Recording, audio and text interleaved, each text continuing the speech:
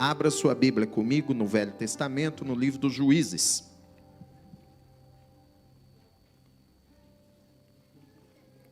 Livro dos Juízes.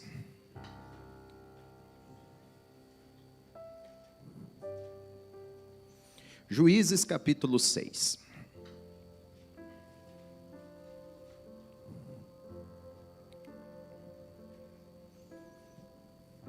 Juízes capítulo 6. Vamos ler o verso de número 11.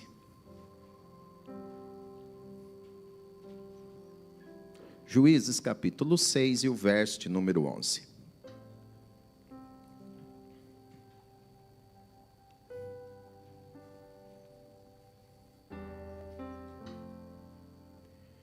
Então veio o anjo do Senhor e assentou-se na IBR Cascais. Eu me confundi, vou ler. Ele está aqui, mas eu vou ler agora aqui o texto.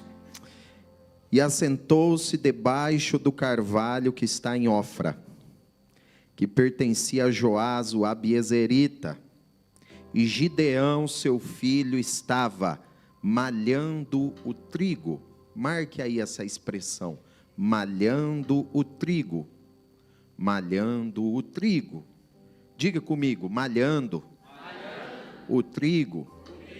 Então, nos nossos dias, quando se planta o trigo, existe um equipamento, existe uma máquina. Por exemplo, lá de onde eu venho, de Marialva, essa máquina é chamada de colhedeira, colheitadeira, né? Depende dos lugares lá, um põe colhedeira, colheitadeira, que é uma máquina que tem um instrumento rotativo na frente. Qual é o papel dessa máquina? Recolher o trigo e fazer a separação. Essa máquina faz a separação. Separa o grão do trigo da palha do trigo. Então essa máquina, ela vai colhendo à frente, guardando o grão num recipiente que ela tem, num depósito, e lá atrás, como se fosse o cano da descarga de um carro, ou como se fosse o escapamento, aquilo vai jogando e deitando fora toda a palha do trigo. Por quê? Porque para você fazer a farinha de trigo, não pode ter palha, não pode ter nenhum talo, você só pode usar mesmo o grão do trigo, só pode usar mesmo aquele grãozinho. Então é necessário essa máquina que promove a colheita, pegar o trigo e separar o grão, deitar fora a palha e guardar o grão no recipiente, no depósito na máquina. Só que nos dias do Velho Testamento, do livro dos Juízes e no período bíblico, não existia essa máquina. Não tinha uma colhedeira, uma colheitadeira, não tinha nenhuma máquina que fizesse a colheita do trigo, a separação do grão da palha. Não existia. Toque em alguém e diga assim, ó, não tinha máquina na época, no período bíblico. Não tinha.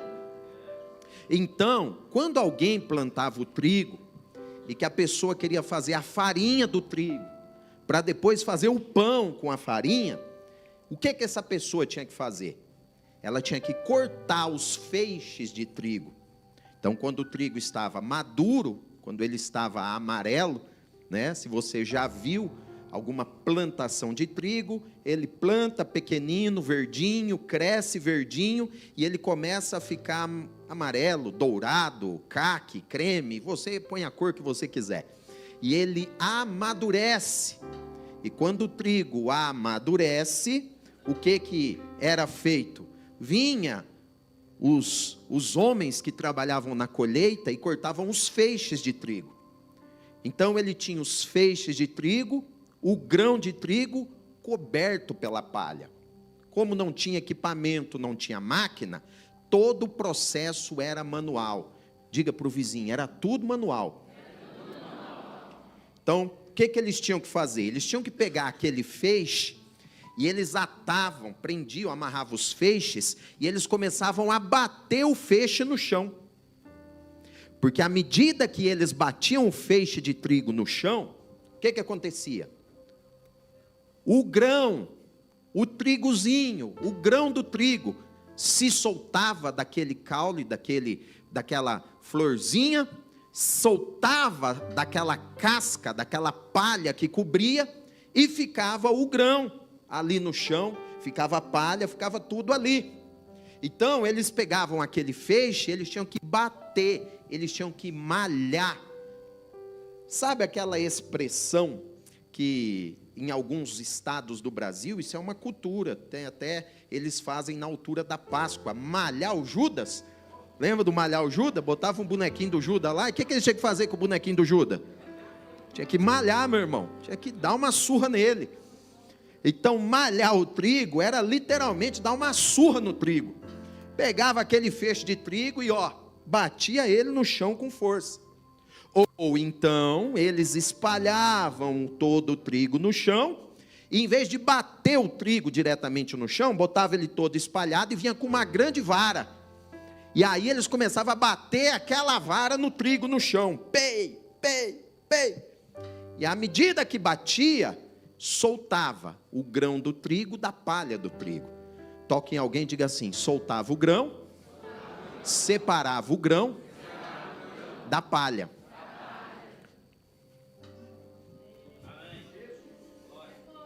Só que quando fazia isso, ficava o grão no chão, separado da palha, mas ainda ficava misturado com a palha.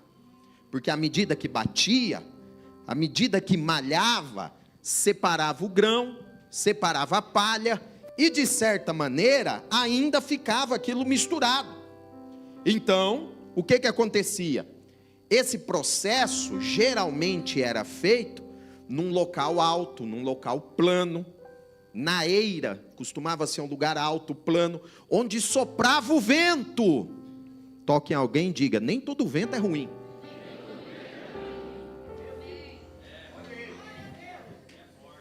Porque tem gente que tem um negócio, né? Como é que você está? Nossa, soprou um vento. Né? Mas diga para o vizinho: tem vento que é bom. E quando soprava o vento, esse vento levava a palha, esse vento tirava a palha, esse vento promovia uma limpeza, e ficava só o grão, ficava somente aquilo que era importante, aquilo que era precioso. Gideão estava fazendo esse serviço. Ele estava a fazer esse serviço. Ele estava a separar o que era precioso, ele estava a separar o que era importante daquilo que não tinha importância, que era a casca. Tanto que depois, Jesus vai contar uma parábola associando essa situação, e ele diz no final da parábola da história: o grão do trigo nós vamos guardar no celeiro, e a palha não serve, não presta para nada, a não ser para colocar fogo e queimar. Então a palha, a casca, não tinha utilidade, ela estava ali apenas para envolver o grão. Diga para o vizinho: a palha apenas envolvia, cobria, estava ao redor do grão. E para fazer qualquer coisa com o grão, tinha que tirar o que envolvia, tinha que tirar o que cobria. Gideão, preste atenção, malhava o trigo. Gideão estava a fazer aquele processo com o trigo. E o texto diz que o anjo do Senhor vai se manifestar para ele e vai falar com ele, enquanto ele trabalhava. Por quê? Por quê? Diga aí, por quê?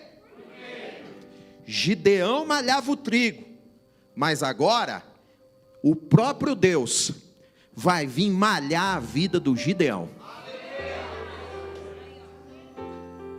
O grão que era precioso estava envolvido da palha. O grão que era precioso estava coberto pela palha. E para usar o grão tinha que separar a palha. Na nossa vida acontece a mesma coisa. Cada pessoa aqui carrega uma semente preciosa de Deus. Cada pessoa aqui carrega algo muito grande do Senhor. Chamado, propósitos, sonhos, coisas grandes que Deus depositou na sua vida. Coisas especiais que foi o Espírito de Deus que te entregou e te concedeu. Mas o problema é que no decorrer da nossa vida, nós vamos ouvindo palavras que vão criando palhas ao nosso redor. Nós vamos vivendo experiências que vão nos envolvendo, que vão nos cobrindo. E às vezes são experiências que acabam por cobrir, por esconder aquilo que era de Deus na nossa vida e na nossa história. Quantas pessoas que têm um dom e enterraram o dom. Pegaram o dom e permitiram que o dom fosse coberto pela palha, porque alguém fez um comentário, alguém te diminuiu, alguém fez uma piada, e você ficou tímido e escondeu o seu grão de trigo, escondeu o seu dom, escondeu aquilo que era grande, aquilo que era importante, aquilo que era de Deus na sua vida. Quantas pessoas que não tinham e têm sonhos que são de Deus, não é sonho do homem não, não é sonho da tua família, é sonho de Deus na tua vida. Mas quando você partilhou com a pessoa errada, quando você falou com a pessoa errada, sabe o que essa pessoa fez? Pegou palha e envolveu no teu sonho. Pegaram palhas e cobriram o teu sonho. E agora você está aqui. Tem um dom de Deus que está coberto, tem um sonho de Deus que está coberto, tem algo de Deus na tua vida que está escondido, que está coberto. Tem algo de Deus na tua vida que está escondido e coberto debaixo da palha. Algo importante, algo precioso, que foi o próprio Deus que depositou na sua vida, que foi o próprio Deus que depositou na sua história. Essa é a história de Gideão, um homem que tinha um chamado muito grande, mas que estava escondido. Um homem que tinha um propósito muito grande, mas que estava literalmente dentro de um buraco. Olha o verso de número 11. Veja, Gideão estava malhando trigo no lagar. Marque aí essa expressão, lagar. Lagar era um tanque de prensar uvas. Lagar era um tanque de prensar uvas. O lagar era um buraco na rocha, onde colocava-se a uva e se pisava a uva para poder extrair o sumo, poder extrair o suco da uva. Ou seja, ele estava agora dentro de um buraco, dentro de um lagar. E engraçado, quantas pessoas de Deus estão hoje aqui e estão escondidas dentro de um buraco, escondidas numa situação, escondidas nas decepções, escondidas nas tristezas, pessoas que estão escondidas por causa das coisas que ouviram, das experiências ruins que tiveram. E tem gente aqui que tem chamado de Deus, mas porque teve uma decepção ministerial se escondeu. Tem gente que está aqui, que Deus te marcou e te separou no meio da tua família, mas por causa de uma decepção na fé, hoje você não congrega, nem lembra a última vez que você tomou Santa Ceia. Está no buraco, está no lagar. Tem gente aqui que encostou, paralisou um projeto que não era do homem, era de Deus, e hoje está no buraco, está no lagar. Essa era a situação de Gideão. Ele estava naquele lagar, ele estava naquele buraco. Olha aí o final do verso 11: para pôr a salvo dos midianitas, para poder esconder-se e livrar-se dos midianitas. Ou seja, um inimigo empurrou aquele homem para o buraco. Um povo inimigo leva aquele homem para uma situação difícil e desconfortável. Mas Deus vai agora malhar a vida do Gideão. Malhar aqui não é que Deus vai lá bater em Gideão. Não, não é isso. O Senhor vai lá agora falar com Gideão. Sabe para quê? Para separar a palha e separar o fruto, o trigo, o grão da vida dele. Agora Deus vai tratar com Gideão para tirar as palhas da vida dele, para tirar o que cobria a vida dele, para tirar aquilo que escondia o que era de Deus da vida dele. Sabe o que é essa conferência de 10 anos aqui da IBR Cascais? Tem uma palavra de Deus para a sua vida.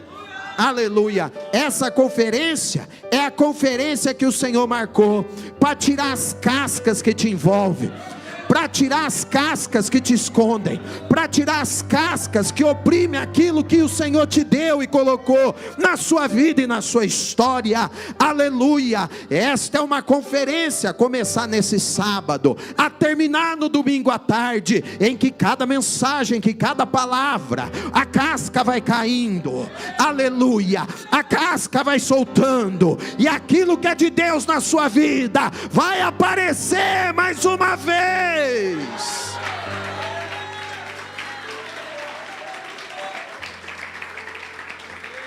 Pega na mão de 2, 3 pessoas e diga assim: vai cair muitas cascas.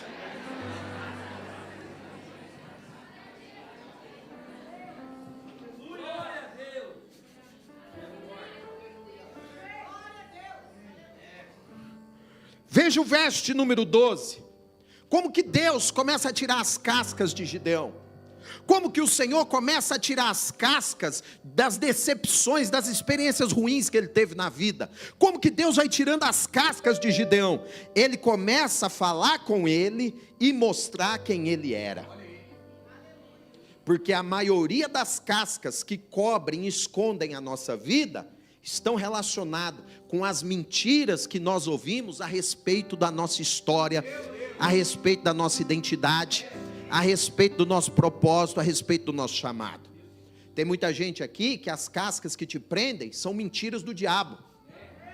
Tem gente aqui que as cascas que te prendem é fruto de gente invejosa. Vou falar tudo. Tem gente aqui que as cascas que te prendem é fruto da frustração e da decepção de terceiros. Toque em alguém e fala assim: tem nada a ver contigo. Diga assim: tem tudo a ver com a frustração dele ou dela. Então a primeira coisa que o Senhor vai fazer, verso de número 12, o anjo aparece para ele e diz assim: o Senhor é contigo, homem valente. Marca essa expressão, homem valente. Marca isso, homem valente. Homem valente. Olha o verso de número 14. Se virou o Senhor para ele e disse: vai na tua força. Marca isso, tua força. Diga assim: homem valente, e que tinha força. Então o que o anjo está falando para ele? Você é valente, você é guerreiro, e você tem força.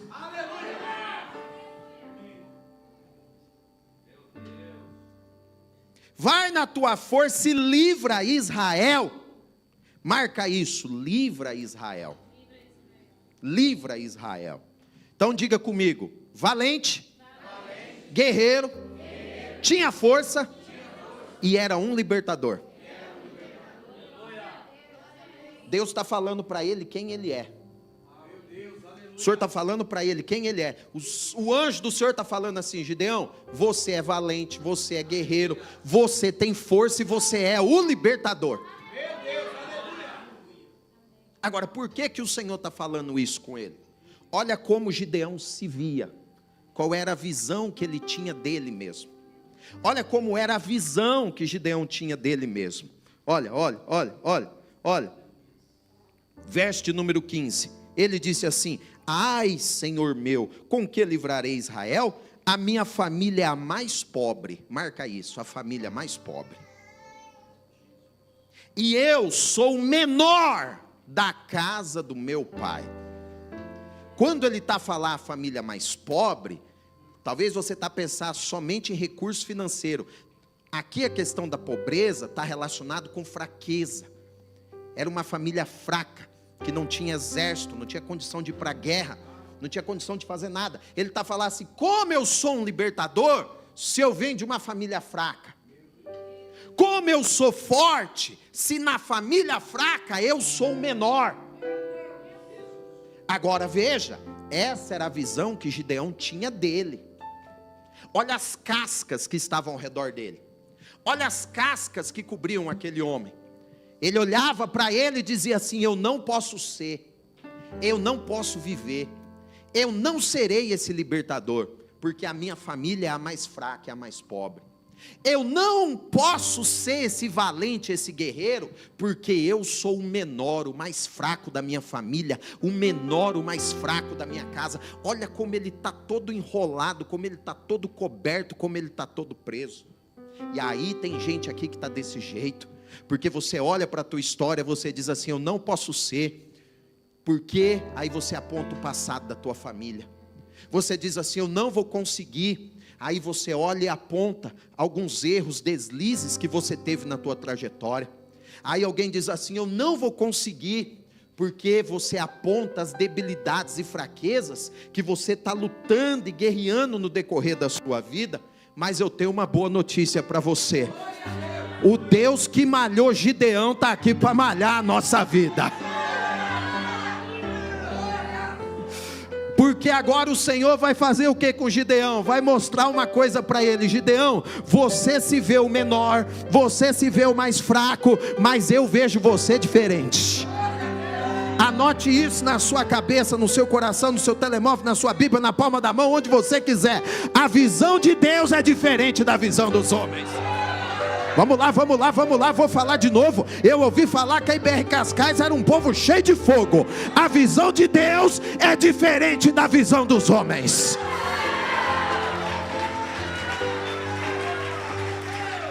E hoje eu estou a pregar aqui, com muita graça e autoridade de Deus, porque cada palavra que sai da minha boca é como o Senhor estivesse dizendo assim: eu estou a colocar por terra a palha que a tua família te enrolou, eu estou a colocar por terra a palha que o ex-relacionamento lançou sobre ti, eu estou a colocar por terra a palha que o espírito religioso te prendeu, porque o céu está dizendo: vou eu revelar, vou eu mostrar a tua verdadeira identidade.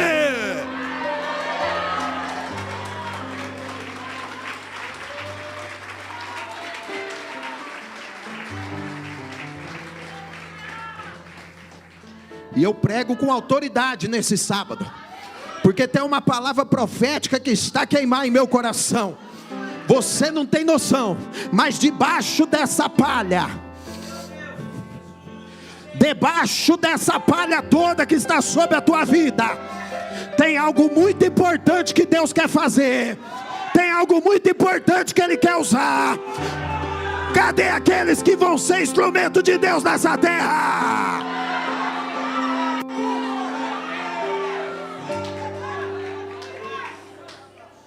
Enquanto eu prego essa palavra, eu me levanto na autoridade do nome de Jesus, para ir de encontro com as experiências ruins que você teve dentro da sua casa, de uma família que criou os filhos debaixo de comparação, de uma família que criou os filhos debaixo de palavras pesadas, que em vez de te levar para a frente, te prenderam no andar de baixo, te prenderam na cave, te prenderam no -1, no -2, e já era para você estar na cobertura, já era para você estar no teto, já era para você estar lá em cima, mas a palha te segurou embaixo. Mas nessa conferência, olha como a palavra já está indo de encontro, olha como o Espírito de Deus já está tirando a palha, e olha como o Senhor está dizendo: eu vou fazer aparecer.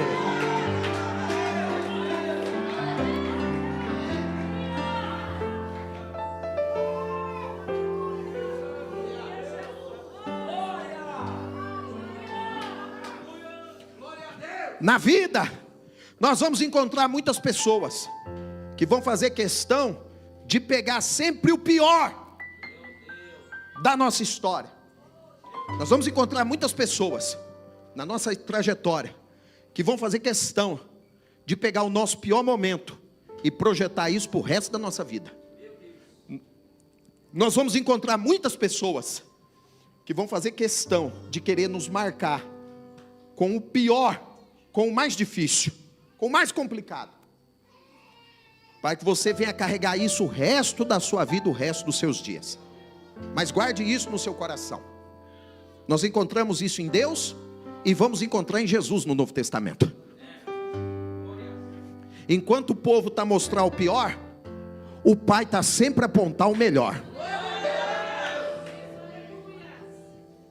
Pegaram uma mulher no ato do adultério, flagrante, levaram ela aos pés de Jesus.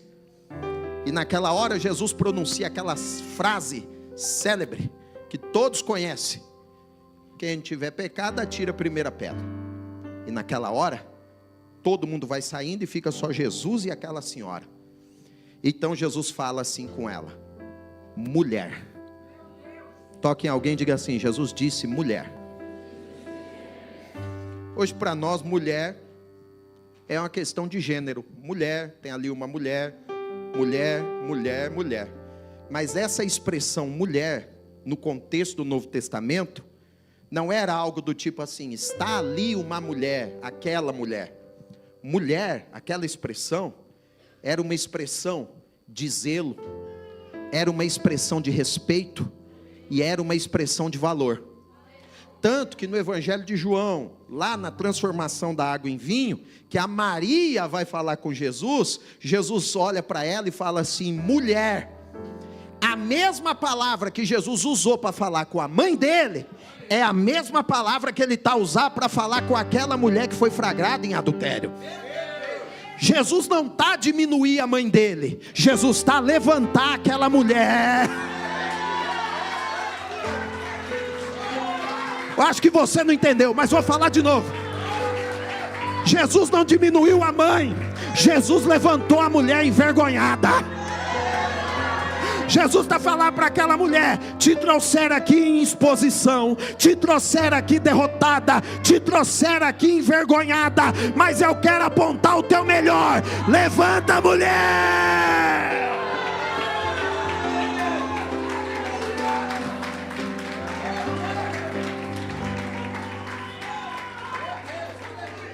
Mikia narraçu, Mikeminai. Levante a sua mão, porque nesse sábado, diz o Senhor, eu estou a te levantar uma nova posição, eu estou a te levantar numa nova condição. Cadê você que dá glória e BR? Eu estou a te levantar um novo sítio, a um novo lugar, uma nova posição. Te colocaram no andar de baixo, te colocaram na cave, no -2, mas eu estou a te levantar, porque aos Efésios diz que nós estamos assentados com Cristo nas regiões celestes.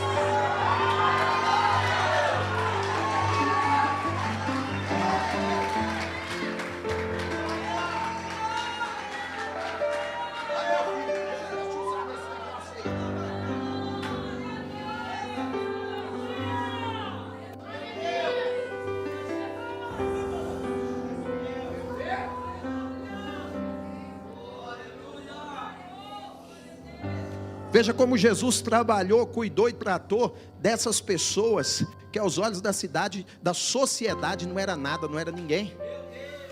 Jesus estava com seus discípulos de um lado do mar da Galileia, do lago. Ele estava do lado de cá. Ele coloca os discípulos dentro do barco e eles fazem uma travessia. Diga para o teu vizinho: uma travessia. Diga para ele aí: foi proposital. Aquilo não foi coincidência, foi do tipo assim: a gente não tem o que fazer, vamos pegar aqui o barquinho e ver o que tem do outro lado. Foi proposital. E quando eles chegaram do outro lado, tinha um homem lá, preste atenção, que nem nome ele tem. Ele é tratado de gadareno. E gadareno é uma coisa tão ruim, que hoje, quando você vê alguém que é muito atribulado, você fala que dali é um gadareno. Hoje que coisa era ruim ser um gadareno.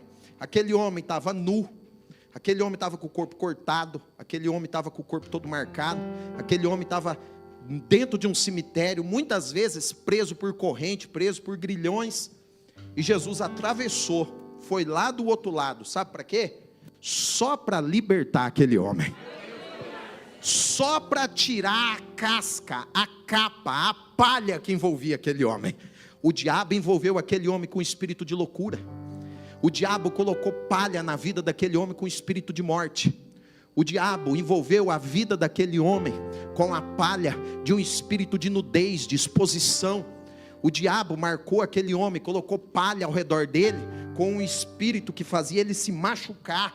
As pessoas gostam de falar das machucaduras ou dos machucados que outros fizeram neles. E os machucados que você promoveu na sua própria vida.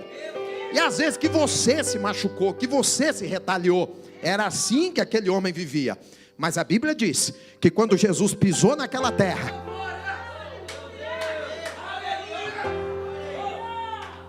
coloca uma coisa na tua cabeça. Satanás sabia do poder e da autoridade de Jesus para expulsar demônio e para libertar qualquer pessoa. Se o diabo tivesse poder, autoridade para fazer o que ele queria, sabe o que ele teria feito? Teria pegado aquele gadareno, meu irmão, e levado para bem longe de Jesus, para Jesus nunca libertar ele. Mas quando Jesus pisa naquela terra, o texto diz que aquele homem sai de dentro do sepulcro e cai de joelho aos pés de Jesus. E quando se apresenta aos pés de Jesus, Jesus liberta ele.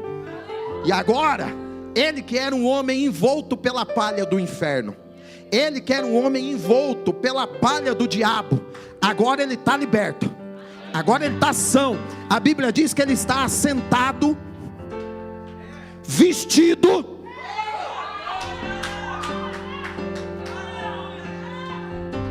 Jesus restaurou a dignidade, deu uma roupa para ele. E pasmem, em perfeito juízo.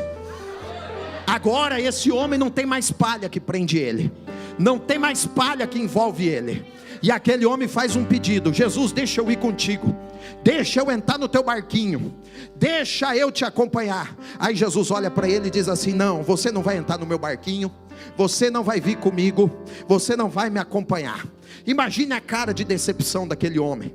Imagina ele triste, pensando assim: Jesus não me quer, Jesus não deixou eu entrar no barquinho com ele. Aí Jesus olha para ele e diz assim: eu vim aqui para te libertar, eu vim aqui para tirar a palha, eu vim aqui para tirar toda a palha que te cobria. Porque agora você não vai montar no barco comigo e voltar para o outro lado. Eu estou mandando você como missionário para 10 cidades. Jesus pegou um ex-endemoniado. Jesus pega um ex-endemoniado, envolto na palha do inferno, limpa ele, liberta ele, solta ele, e agora diz assim: eu faço de você o meu missionário.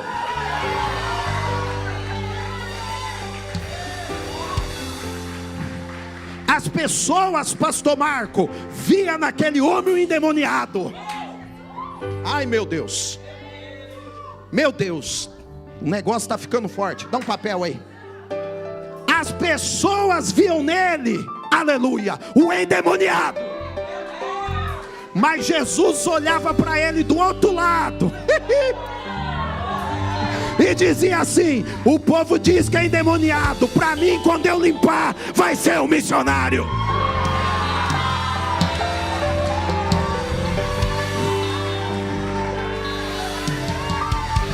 Oh, quem pode adorar, quem pode adorar, quem pode adorar? Se quiser pode tirar o pé do chão para adorar. Se quiser pode fazer barulho para adorar. Se quiser pode fazer barulho para adorar.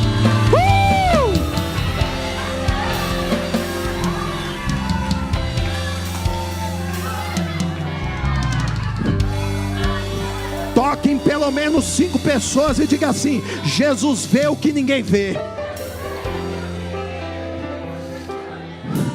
Jesus vê o que o teu pai não viu. Eu vou falar. Jesus vê o que o teu pai não viu. Jesus vê o que a tua família não viu. Jesus vê o que a tua mãe não viu. Oh, glória!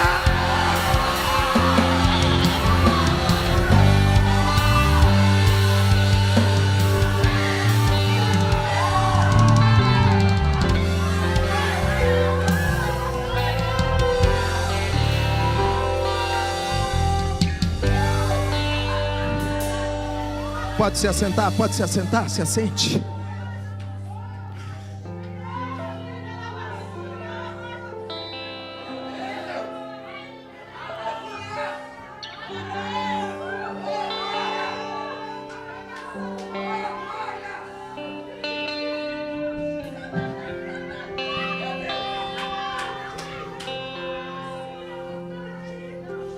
Senhor falou para Samuel: Samuel, enche o vaso de azeite, enche aí o chifre, o vaso de azeite, e vai na casa de Jessé, porque lá eu escolhi um dos filhos dele para ser rei.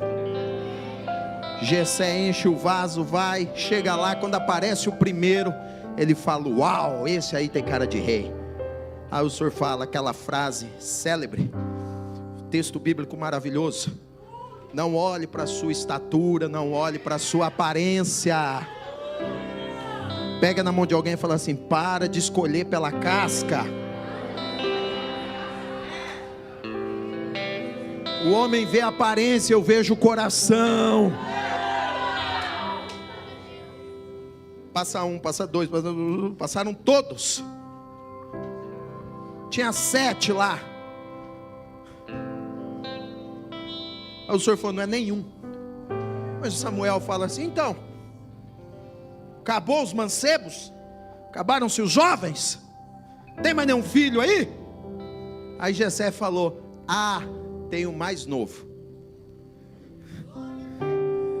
mas ele está cheio de palha, porque ele está no pasto. Ele é pastor de algumas poucas ovelhas. Aí Samuel falou: não tem problema. Você vê um pequeno pastor, você vê o filho mais novo, pastor e pequeno, cheio de palha. Mas Deus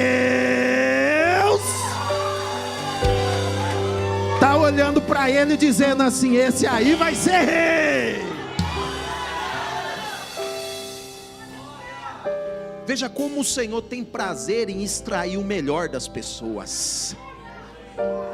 Não, eu vou falar isso de novo. Jesus tem o prazer de extrair o melhor das pessoas. Pega na mão de alguém e fala assim: Jesus quer extrair o melhor que há em ti.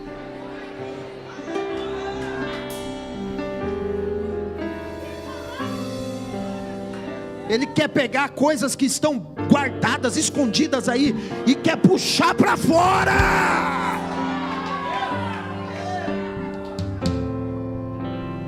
E hoje, a mensagem hoje está acontecendo 2 coisas. Na vida de uns, meu irmão, é um choque elétrico, tipo aquele que ressuscita um defunto. Mas na vida de outros, está sendo um bisturi bem cirúrgico, porque o Senhor está começando a tratar de situações e acontecimentos da infância, da juventude, de desprezo, esquecimento, dentro de casa, da própria família, e que você foi se diminuindo, se escondendo, porque você tinha aquela irmã mais talentosa, ou aquele irmão mais obediente, ou aquele primo mais certinho, ou aquela prima mais certinha, e por causa das comparações, e por causa das palavras, você se escondeu debaixo de muita palha. Mas hoje, o Deus que malhou Gideão, olha só como eu estou tirando a palha da tua vida. Jesus estava fazendo uma viagem com os discípulos, e a Bíblia é clara em dizer isso: era necessário passar por Samaria.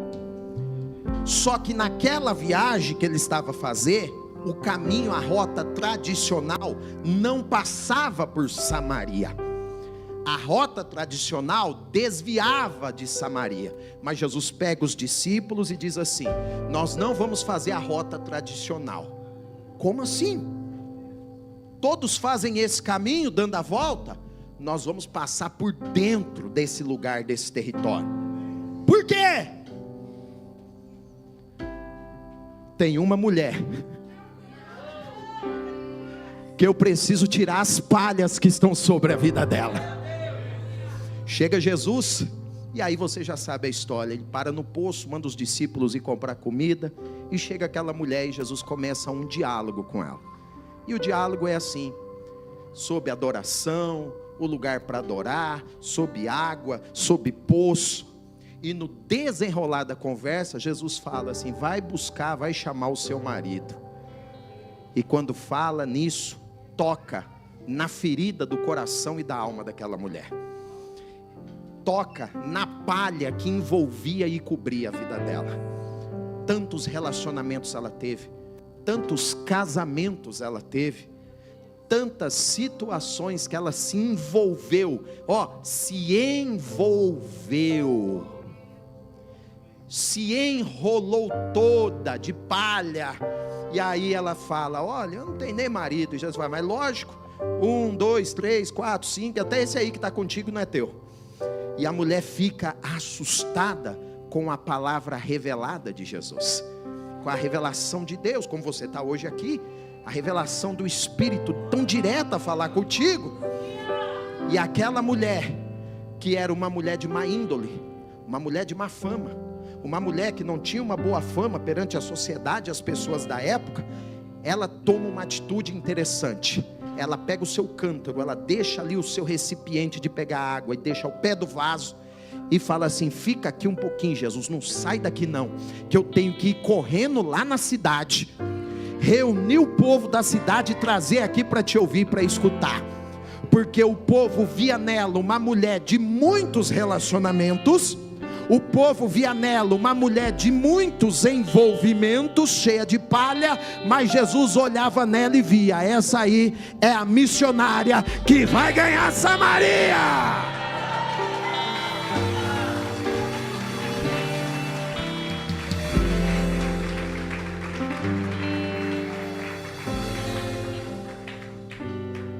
Ou seja, Jesus quer extrair o que há de melhor na sua vida.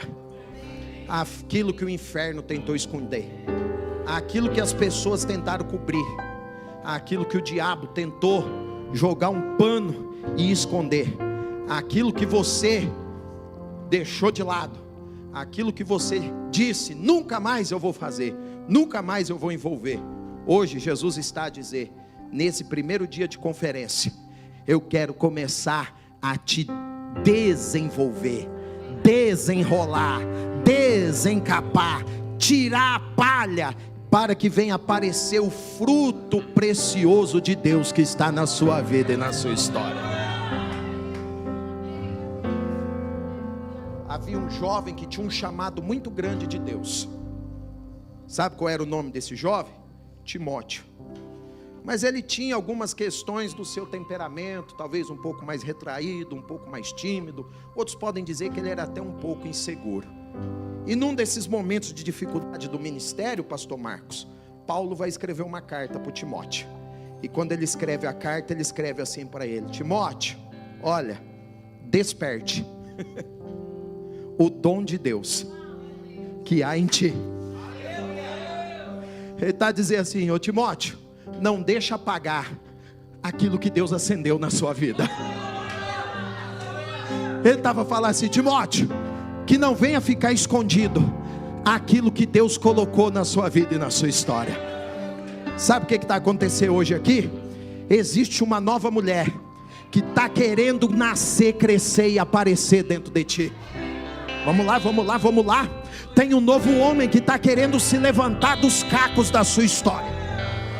Tem uma nova pessoa que está se levantando dos escombros da sua existência. Eu vou falar, eu vou falar, eu vou falar.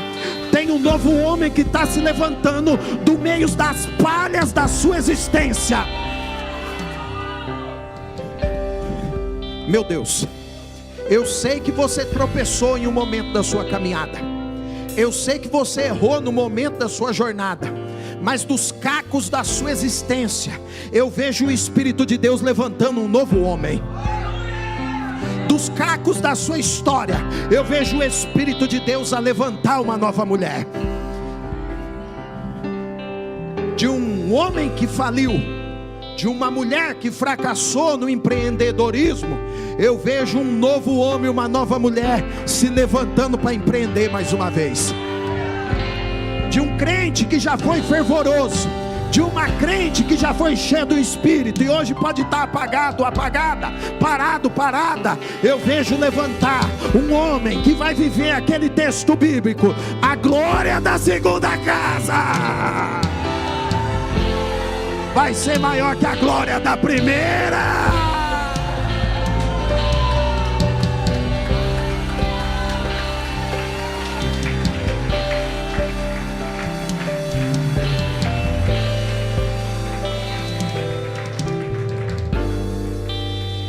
Existe um novo homem.